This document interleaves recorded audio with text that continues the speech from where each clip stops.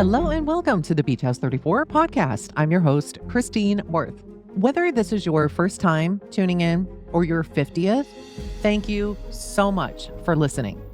If you are new here, this episode is regarding the Darlie Routier trial, and more specifically, the appeal transcripts. Now, this all began as a true crime episode, which then turned into a series of readings from her trial transcripts, and we're now on the appeals process. I have all the links needed for you to catch up in the description below.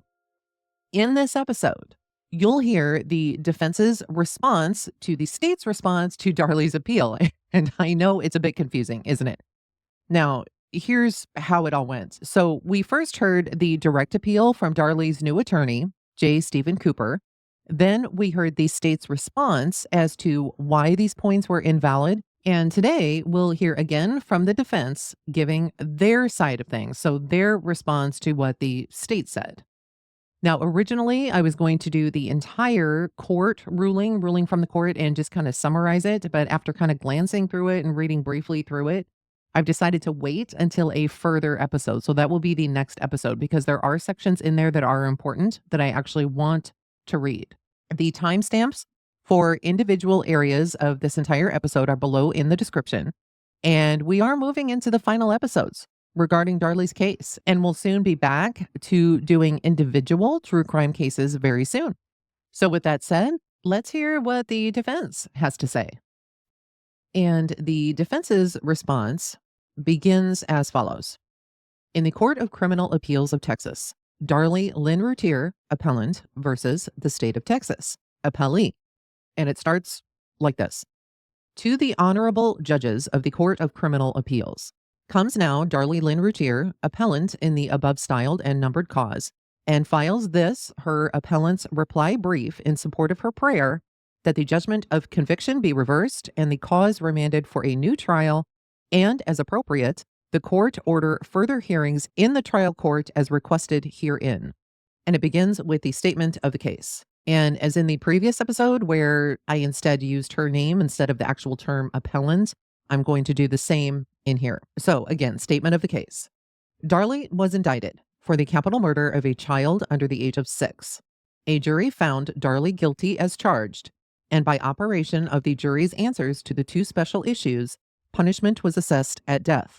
For purposes of this reply brief, Darlie would point out the following additional facts which are inconsistent with or place in the proper context the state's recitation of the quote-unquote facts as set forth in its brief. So just to kind of interject here a little bit, what we're going to hear is the defense's response to what the state had put in their response to the direct appeal as to why these things weren't important.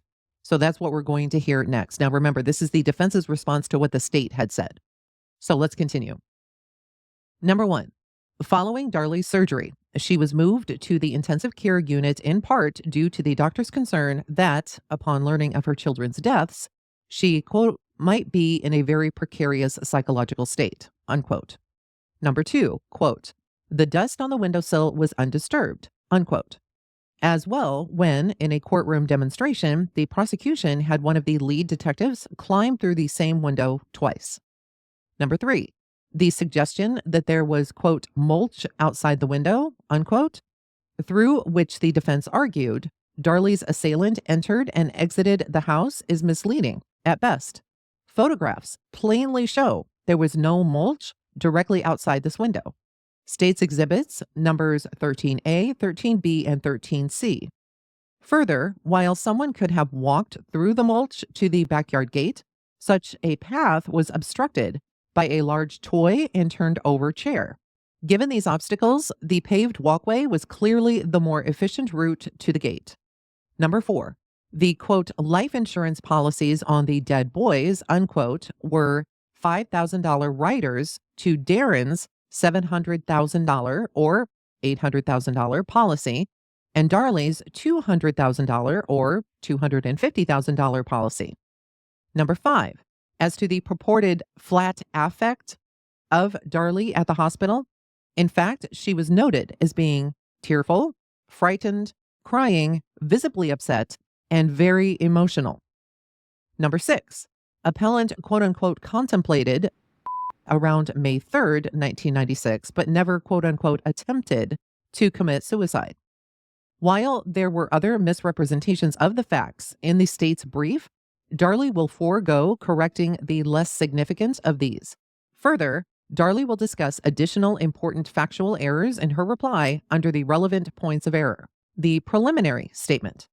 Darlie's reply will be limited to certain points of error, but should not be construed as agreeing with the state's brief or waiving any of the complained of errors on which no reply is made.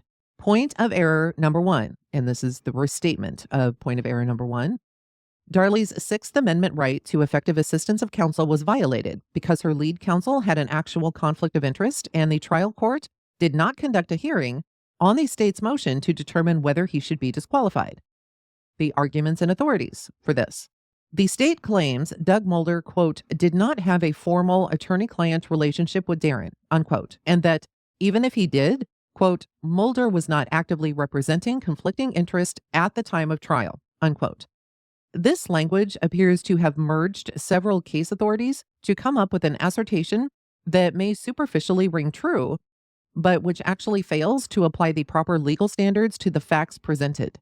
The issue of a, quote, formal relationship, unquote, will be examined first.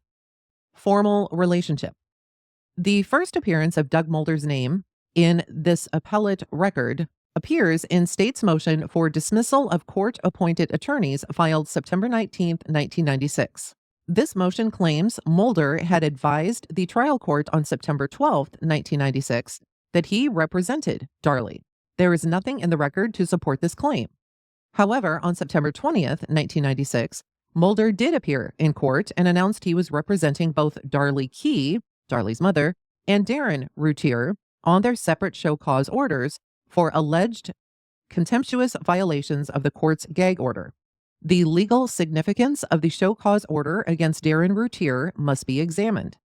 The court's gag order prohibited any witness from making any out-of-court statement described as follows, which could be reasonably expected to be made public.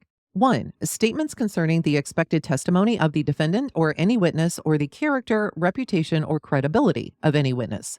2. Statements concerning the existence or contents of any confession or statement given by the defendant herein or the refusal or failure of anyone to make a statement. And 3. Statements concerning the nature of any evidence which may be presented or the performance of any tests, the results thereof, or the refusal to perform or to allow to be performed any examination or test. This gag order specifically warns of the penalty range for a violation thereof, quote, confinement in the county jail for up to 6 months and or a fine not to exceed $500, unquote. Having been subpoenaed, Darren was a quote unquote witness as contemplated by the gag order. Following a motion filed by the state, Darren allegedly violated the gag order by, quote, providing statements and information concerning the case to the KRLD radio talk show hosted by Rick Roberts, which was aired July 25th, 1996, unquote. Darlie Key's acts of contempt similarly were alleged to have been made by making certain statements, quote, during a live interview on KRLD AM radio with Rick Roberts, which aired on July 25th, 1996, unquote. A contempt of court proceeding is quasi-criminal in nature and should conform as near as practicable to those is criminal cases. It is clear that the contempt charges against Darren were for criminal contempt rather than civil or coercive contempt. Criminal contempt is punitive in nature and carries a fixed punishment. With up to 6 months in jail, a contempt charge is the practical equivalent of a Class B misdemeanor. Given the gag order prohibited, quote, any statement, unquote, and the show cause order accused Darren of, quote, providing statements, it is conceivable Darren was exposed to much more than 6 months in jail, especially since there was no challenge to the adequacy of the notice provided Darren in the show cause order. One has a right to a jury trial in a contempt case where the punishment may exceed 6 months in jail. Darren was certainly entitled to effective assistance of counsel himself in this proceeding. Even though Mulder advised the court that he agreed to represent Darren, quote unquote, this morning, he was familiar with the contents of the tape recording of the radio program on which Darlie Key and Darren appeared. He obviously also was aware of both the gag order, the state's motion, and the show cause order. As to his representation of Darren, Mulder is presumed to have rendered effective assistance of counsel, since there is no evidence to the contrary. In her original brief, Darlie outlined the minimum conduct required of Mulder in his defense of Darren. For the state to assert that, quote, Mulder had no direct knowledge of Darren's actions with regard to the gag order, unquote, is plainly wrong based on the record. That the hearing was, quote unquote, brief adds nothing to the state's argument as to whether Mulder had a, quote unquote, formal attorney-client relationship. The length of any court proceeding has never been a factor in determining a conflict issue. For the state to describe Mulder's services to Darren as being, quote, simply representing Darren for the brief gag order hearing, unquote, displays a casualness about defending someone facing 6 months or more in jail that could only come from never having been faced with such a task or been subjected to such a punishment. The state cites Mulder's affirmative responses to the trial court's questions as to whether he represented Key and Darren, quote, for the purposes of this hearing only, unquote, as the basis for concluding that the scope of Mulder's relationship with the two was only that. Again, the state is exaggerating the meaning of this colloquy. First, the only matter before the trial court involving Key and Darren was the contempt proceeding, so of course Mulder represented them for that quote-unquote hearing only. Second, it is plain from later statements that day, Mulder actually represented Key as a quote-unquote consultant as well. As for Darren, there was never any questioning of him as to any other matter on which Mulder may have then been representing him. At the hearing on the state's motion to dismiss Darlie's appointed counsel, the court only asked Darren whether he or Darlie had hired Mulder to represent Darlie. The issue of additional representation of Darren by Mulder after the contempt hearing was not addressed by anyone, nor was it even a relevant subject matter for the court or the prosecution. Regardless of whether there was any ongoing professional services to be rendered personally to Darren by Mulder following the contempt hearing, the circumstances reveal Mulder and Darren certainly had a, quote, formal relationship, unquote. Next, it's actively representing conflicting interests. The state cites Ex parte Morrow, and this is Texas Criminal Appeal 1997, as the basis for this phrasing of the legal standard to be applied. While accurate in a general sense, the issue raised by Darlie is better addressed by cases analyzing conflict issues, which arise in the specific instance of concurrent or successive representation of clients. While the factors to be considered are often many, the Fifth Circuit has established its quote-unquote guiding principle as being, quote, whether counsel's allegiance to the accused was compromised by competing obligations owed to other clients, unquote. This quote-unquote guiding principle, when applied to the state's four-part argument against a finding of its proposed standard, quote, actively representing conflicting interests, unquote, reveals an actual conflict of interest by Mulder. The state first asserts, without benefit of citation, that since Darren was never charged or indicted with the same offense as Darlie, then there was no conflict. Of course, the simple answer to this argument is that no case law restricts conflicts to only those charged together with the crime. While there are cases which present those facts, such is not a line of demarcation. For instance, if an attorney was hired by one client who was not yet even arrested but who confessed to the attorney, could that lawyer later represent someone who ultimately was charged and put on a defense blaming his first client? If, based on anything Darren said or anything Mulder otherwise learned from any source, Mulder had information implicating Darren, Mulder would have been precluded from using such information on Darlie's behalf because of its potential detriment to Darren. An attorney has a duty that extends beyond just confidentiality. An attorney also has a duty of loyalty to a client, whether a current or former client. It should be enough to say that the presentation of a quote-unquote blame-shifting defense for Darlie against Darren would be the ultimate act of disloyalty, and Mulder was conclusively barred from doing so as a conflict to Darren's interest. The state's second argument is that Darren was a defense witness rather than a state's witness, and thus there was no conflict. In a conflict analysis, it is wholly irrelevant whether the witness is called or not called by the state or the defense. It should be remembered additionally that the state subpoenaed Darren and his testimony was essentially nailed down by virtue of his written statement and his sworn testimony at the quote-unquote no bond hearing. While the state could have called him in its case in chief or in rebuttal, a more reasonable strategy was to count on the defense to call him on the belief that the chosen intruder theory defense all but required the defense to put Darren on the stand. Indeed, Darren being called as a quote-unquote defense witness could even be considered the fruit of Mulder's conflict. The state further reasons that Darlie and Darren had virtually identical interests in the outcome of the trial. This is not true in view of the actual conflict shown by Darlie that arose from the viable defense strategy of blaming Darren for the crimes, a strategy prohibited due to Mulder's representation of Darren. This quote-unquote identical interests argument is nonsensical in the fact of the actual conflict alleged. Darren's true interest was in not being accused by his own lawyer of the crime for which his wife was on trial. After all, the state has alleged in writing that it had evidence implicating him in the crime and or the cover-up. Therefore, to ascribe a single interest value to Darlie and Darren fails to account for the conflicted interests demonstrated by the record. The third part of the state's argument is that Darlie had other members on her defense team for whom no conflict claim has been raised.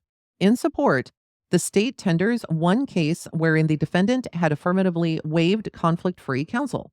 More importantly, and in addition to the case law cited in her original brief, Doug Mulder was Darlie's lead counsel, as well as the lawyer who called Darren to the witness stand and questioned him.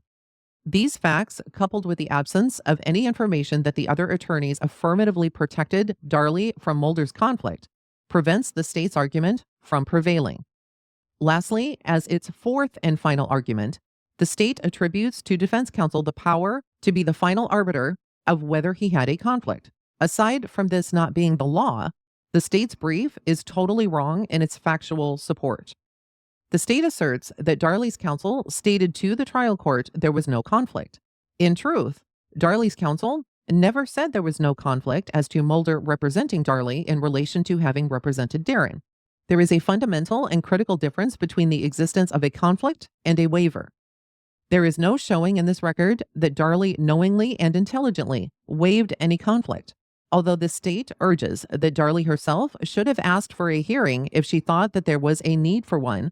Such is not the law either. The state's reliance on Levy versus United States, 1994, is also misplaced for the reason that there, the trial court made extensive inquiries as to the existence of a conflict, not, as what actually happened here, whether there was a waiver of the conflict. It should be reiterated that an quote-unquote adverse effect requiring reversal in this case does not require a showing that the jury verdict would have been different with conflict-free counsel. Rather, all is required is a showing of a plausible alternative strategy or tactic, which is reasonable under the facts, but which was inherently in conflict with the attorney's other loyalties or interests.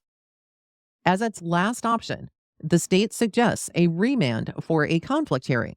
Not only is Darlie entitled to a reversal under the law and the facts, but a remand hearing will serve no purpose.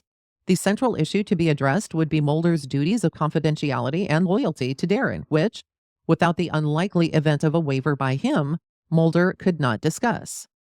Points of error number 2, restated. Darlie's conviction must be reversed because a significant part of the reporter's record necessary to the appeal was lost or destroyed through no fault of her own. And the argument and authorities. Darlie has argued that the uncertified 54 pages found in Volume 10 cannot be considered part of this appellate record, and thus such constitutes a quote-unquote lost or destroyed portion of the record under Texas Appeals 34.6 F. The state contends that while this portion of the record wasn't certified as accurate, the court reporter could have certified it, and thus this court should treat it as if it were. It should first be noted that the state has not sought any extraordinary relief from this court to require Susan Simmons to certify those 54 pages, nor did it ask the trial court for any such relief. The state asserts that Simmons did not say these 54 pages, quote, were not certifiable, unquote. While strictly accurate, the state utterly fails to cite that Simmons would not certify this portion based on her full review of the Halsey work product. This was the conclusion reached by the trial court in its order dated January 28, 2000, as to Simmons' testimony. As found by the trial court, Simmons not feeling quote unquote comfortable meant that she would not certify those pages because she didn't trust the accuracy of Halsey's steno notes. This position is not quote unquote at odds with Simmons' testimony about the rest of the record, because it is clear from all her testimony that she created her record by using the audio tapes virtually exclusively because she didn't trust Halsey's notes. Darlie's brief set forth numerous case authorities for the proposition that undisputed statements by trial participants are accepted as proof of the events. Other authorities cited established the legal significance of docket entries as proof of what occurred in court. The state has taken no issue in its brief with these authorities. Yet, in continuing its misconstruction of point of error number 1, the state insists, once more, that there was no hearing on its own conflict motion because, quote, the defense assured everyone that Mulder has no such conflict, unquote. Once again, Darlie would point out that no one ever asserted Mulder didn't have a conflict in relation to Darren's representation, but only that any conflict was waived. On the issue of the significance of the lost or destroyed portion of this record, the state's argument is based on the conclusion that regardless of anything present or absent in the uncertified pages, this court can decide the conflict issue against Darlie. However, the state fails to acknowledge that the issues of whether there was a conflict, the nature and extent of any conflict, and the sufficiency of any waiver thereof are the essential facts needed by any court to decide a conflict issue. Simply stated, a lost or destroyed record containing any such information necessarily would be deemed quote unquote significant. Finally, the state claims, quote, Darlie had years to adduce evidence supporting her claim of a lost or destroyed record, unquote, is disingenuous given Darlie's extensive requests for a hearing to do just that, which were ultimately denied by the trial court. Point of error number 3, restated. Darlie is entitled to a new trial because the reporter's record does not conform to the requirements of Texas 34.6A1 and the defect cannot be corrected. Point of error number 4, restated. Darlie is entitled to a hearing, which comports with due process on her objections to the completeness and accuracy of the reporter's record before it can be used to decide her appeal. Point of error number 5. Darlie is entitled to a Rule 34.6E2 hearing to settle the disputes about the reporter's record before it can be used to decide her appeal. And here is the arguments and authorities. In the interest of brevity, point of error numbers 3, 4, and 5 will be argued together. Susan Simmons testified at length to the standard procedure in creating an appellate record. As the court reporter types on her machine, the keystrokes are recorded on both paper, steno notes, as well as a computer disk or hard drive, each containing the specialized letters/symbols peculiar to the world of court reporters. That disk/hard drive full of symbols is then translated by computer into English, usually with the aid of a quote-unquote personal dictionary of the reporter, which will translate certain symbols which may have a unique meaning to that court reporter. This initial translation is then quote-unquote edited by the use of audio tape backups of the courtroom proceeding. This editing entails reading the initial translation while listening to the audio tapes and making corrections of any keystroke or translation errors. A printed paper version of this edited translation of the steno notes then becomes the appellate record. The Halsey transcript has been stricken as the record of this appeal for being inaccurate, and the appellate record created here by Susan Simmons was not produced in accordance with Simmons' self-described normal procedure. The state does not dispute that Simmons did not start her process by transcribing Halsey's notes. While Darlie contends that Simmons thus violated the rules which require a transcription of a reporter's steno notes, the state claims all Simmons did was provide the editing necessary to make Halsey's transcription of her notes accurate as to what occurred at trial. Darlie concedes that audio tapes may be used to edit an initial transcription of a court reporter's notes. However, the use of tapes cannot totally supplant the official record of a trial, i.e. the steno notes. The issue then is whether the audio tapes or Halsey's steno notes were the basis for this appellate record. It should be conceded that it is only a matter of degree when determining the extent A final record is based on notes or tapes. That is, obviously, if only one word is changed in the steno transcript due to what was heard on the audio tapes, then there would be no valid claim the record was actually an audio tape record. In contrast, if only one word of the record was based on the reporter's steno notes and the balance was based on the audio tape, then there would be no dispute that the record would be characterized as being based on a transcription of the audio tapes rather than the steno notes. Somewhere between these extremes is a line in which a reporter's record becomes outside the rules for not being truly a transcription of the court reporter's notes.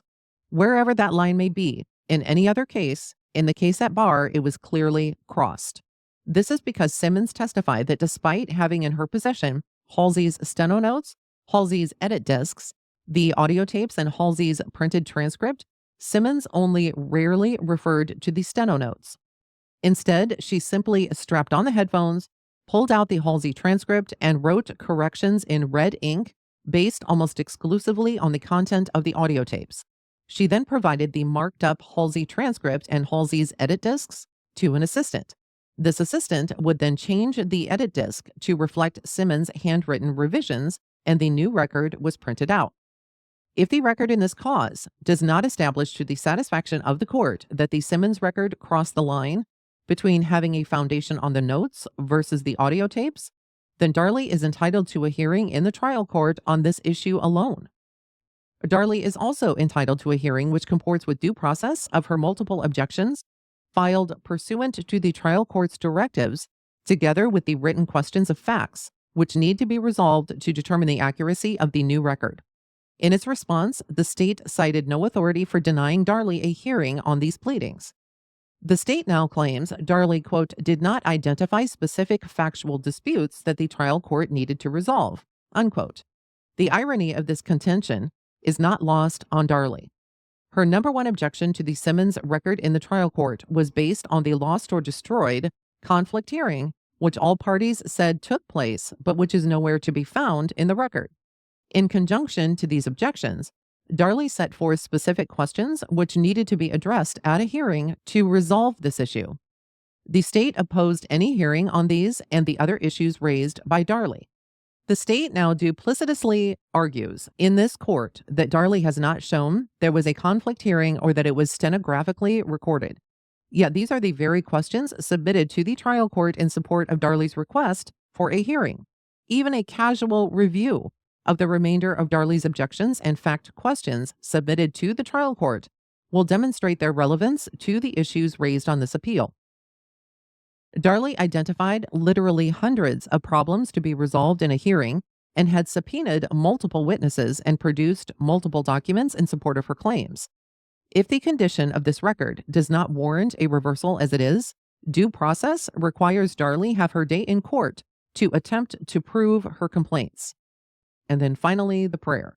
For the reasons stated, Darlie prays that the judgment of conviction be reversed and the cause remanded for a new trial, and, as appropriate, that this court order further hearings in the trial court as requested herein. And it's signed, respectfully submitted, J. Stephen Cooper. Okay, so let's recap in language that I hope we can all understand, right? In point of error 1, the main question is whether Mulder had a conflict of interest by representing both Darlie and Darren. And this is way before the trial even began, but it was during jury selection. This is really important because if Mulder did have a conflict, it could have affected how he defended Darlie in her trial. Now, the defense in their appeal said that he did. The state said that he didn't, and then the defense came back and said, yes, he did. And here's what they said regarding this. First, Mulder had represented Darren in a hearing about violating a gag order. And this was pretty serious because it could have resulted in jail time for Darren. It didn't, but it could have. By taking on this case, Mulder then formed a legal relationship with Darren. The problem is that after he represented Darren, Mulder then became Darlie's lead defense attorney in her criminal trial. And this created a potential conflict because Mulder couldn't use any information he had learned from Darren to help Darlie, even if it might have been useful for her defense. More importantly, Mulder couldn't even pursue a defense strategy that even remotely blamed Darren for the crime, which might have been an option for Darlie. This strategy was strictly off limits because of Mulder's duty to protect Darren's interests because he had been or was his attorney. Essentially, what the defense is saying in this document is that this conflict with Mulder being Darlie's attorney significantly impacted her defense. It suggests that Mulder's obligations to Darren prevented him from fully exploring all the possible defense strategies for Darlie. The bottom line is the document says that this conflict of interest, it was serious enough that Darlie's conviction should be overturned. It argues that Darlie had a right to a lawyer who could consider all possible defenses without having any conflict. In points of error number 2, this is about the transcripts. Now, the main issue here is that there are 54 pages of the court transcript that are significantly in question. And these pages, they were not officially certified as accurate by Susan Simmons. Now, Susan Simmons was actually hired to correct the original court reporters, Halsey's, records. And this might seem like a really small thing, but legally, I guess it's a very significant problem. Darlie's attorney says that these uncertified pages should be considered either lost or destroyed. And this is important because there are specific legal rules about what happens when part of a court record goes missing. Now, the state obviously disagrees. They say that even though these pages were not certified, they should be treated as if they were because the court reporter, Simmons, could have certified them if she wanted to. The thing is that this court reporter that was hired to fix Halsey's notes, Susan Simmons, refused to certify these pages because she didn't trust the accuracy of the original notes taken by Halsey. The defense argues that these missing or uncertified pages, they're crucial because they might contain important information about a potential conflict of interest, again, involving Darlie's attorney, Mulder, and him representing Darren. And like I said before, this was the part of the trial before anything began, again, where Darlie's original attorney, Parks, was dismissed and Mulder took over during jury selection. Now, the state claims that even without these pages, there's enough information to decide that there was not a problem with a conflict of interest. The defense disagrees, saying, look, you can't make that call without seeing everything that happened. Now, in points of error 3, 4, and 5, they combine them in this final part of the defense's document, and they all relate to the court transcripts. The defense, again, argues this court record doesn't meet the legal requirements and it cannot be fixed. And they say that this means that Darlie should get a new trial. They also argue that Darlie has a right to a fair hearing about her objections to the court record before it's used in her appeal. And lastly, they say that there should be a special hearing to settle disputes about the court record before it's again used in her appeal. And the big issue was how Simmons created this record. So instead of starting with Halsey's original notes, she mostly used audio recordings of the trial. And the defense team says this is not the right way to do it. And they say that the official record should be based on the original notes, not just audio recordings. They also say that there are hundreds of problems with the new record, and they want a chance to prove these issues in court. But so far, they haven't been given that opportunity. So one big problem, they point out, is a missing part of the record about this potential conflict of interest with Mulder. And again, this is where Mulder took over for Darlie, even though Mulder had an attorney/client relationship with Darlie's husband, Darren. Now, everyone agrees that this hearing happened, but it's not in the record anywhere. If there were ever any audio tapes or stenography notes, steno notes, no one can seem to find them. Now, the state is arguing against giving the defense team this chance to prove these problems in court. And the defense says, hey, this isn't fair. They need a chance to show what's wrong with the record before it's used in the appeal. So that's where we're at right now. The next stop in this series of documents is to the court, and we'll hear about that in the next episode. Now, after the episode about the court hearing and what they decided, we then move on to the writ of habeas corpus and the affidavits by the individuals in the writ. And I know I mentioned this in the last episode, but it's worth mentioning again. Now, a writ of habeas corpus it's basically a way for someone who's in jail or prison to say to a court, "Hey, I shouldn't be locked up. Can you check and see if this is legal?" It's kind of like a legal emergency button that allows prisoners to challenge why they're being held. The court will then decide if the reasons for keeping the person in prison are legally valid. And if it's not, the court can then order the person to be released or given a new trial.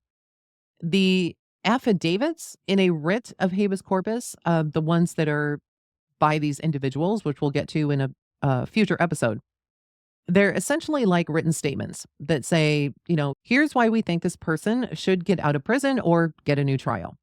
They're official papers where people swear that they're telling the truth about something important to the case. And this could be someone saying, "Hey, I saw something that shows that, in this case, Darlie might be innocent."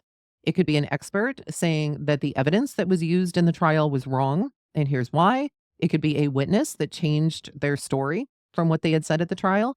And it could be someone explaining how how Darlie's lawyer messed up during the trial.